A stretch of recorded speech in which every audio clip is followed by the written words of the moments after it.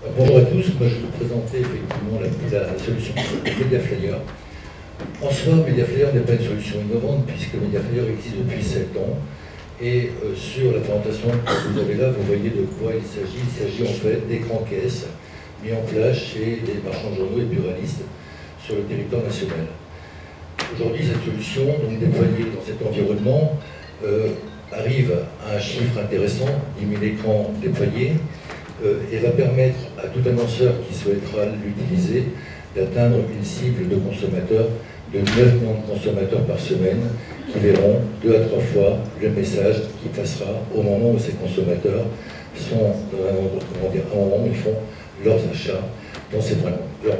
La première chose qui peut être utilisée avec cette application, c'est tout simplement réassurer le consommateur quand il passe après avoir acheté son titre, et tout simplement lui dire « vous avez eu raison d'acheter le Paris Match », puisqu'effectivement, on va lui renvoyer la marque au moment où il achète. Et ça, c'est une première utilisation. La deuxième utilisation, c'est effectivement le développement des ventes. Vous avez là sous les yeux un certain nombre de annonceurs réguliers sur 2015. Donc on a effectivement à la fois des hebdomadaires, des mensuels et également des quotidiens. Notre offre de service n'aurait pas été complète si nous n'avions pas intégré dans celle-ci une activité qui représente aujourd'hui chez nos marchands de journaux pas moins de 30% de leur chiffre d'affaires quotidien, à savoir la presse quotidienne régionale.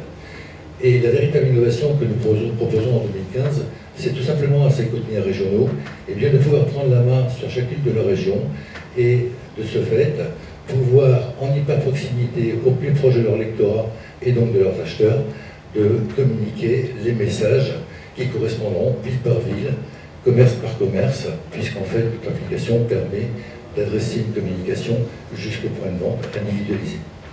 Voilà l'innovation 2015. Celle-ci nous amène également à réfléchir sur des innovations qui arriveront, je pense, d'ici maintenant 2 ans, 3 ans, parce qu'il faut encore que le consommateur y soit prêt, à savoir tout ce qui tourne autour de l'intelligence de ces écrans, à savoir mettre en place dans ceci une technologie NFC qui va permettre d'interagir entre ces écrans et tous les supports NFC que nous aurons dans nos poches à horizon 3 ans, à savoir la carte Navigo, la montre connectée, la carte bleue, le smartphone. Tous ces objets vont être connectés. On va pouvoir faire parler ces écrans avec ces objets et améliorer, renforcer le parcours du consommateur en point de vente.